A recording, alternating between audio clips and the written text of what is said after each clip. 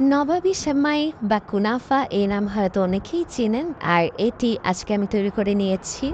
কারণ নরমাল সেমাই কম বেশি সবাই খায়, সবাই পছন্দ করে, সেই সাথে প্রত্যেকের বাসায় রান্না করা হয়।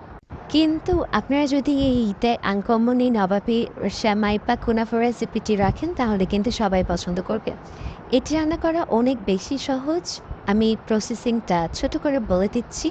এখানে আমি সেমাইয়ের সাথে চিনি এবং গুঁড়া দুধ মিক্স করে ঘি দিয়ে ভালো করে ভেজে নিয়েছি। আর এখানে দুধের একটি ক্রিম তৈরি করে নিয়েছি।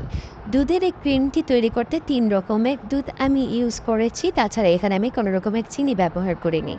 লিকুইড তরল দুধ, গুঁড়া দুধ আর কনডেন্স মিল্ক, এই ৩ রকমের দুধ দিয়ে এই লিকুইড তৈরি করে নিয়েছি। কনডেন্স মিল্ক চিনির কাজ করেছে, তাই আলাদা করে চিনি দিতে হয়নি।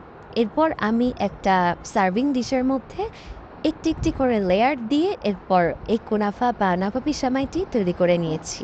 প্রথমে সেমাই দিয়ে এক লেয়ারের ক্রিম দিয়ে, আবার সেমাই দিয়ে, আবার এক লেয়ারের ক্রিম দিয়ে দিব। এরপরে শেষ পর্যায়ে আবার সেমাই দিয়ে ভালো করে সার্ভ করে নেব। আপনি চাইলে কিসমিস বাদাম দিয়ে পরিবেশন করে নিতে পারেন। ভালো লাগলে একদম শেয়ার করে আর ফেসবুক পেজের সাথে থাকবেন। টাটা।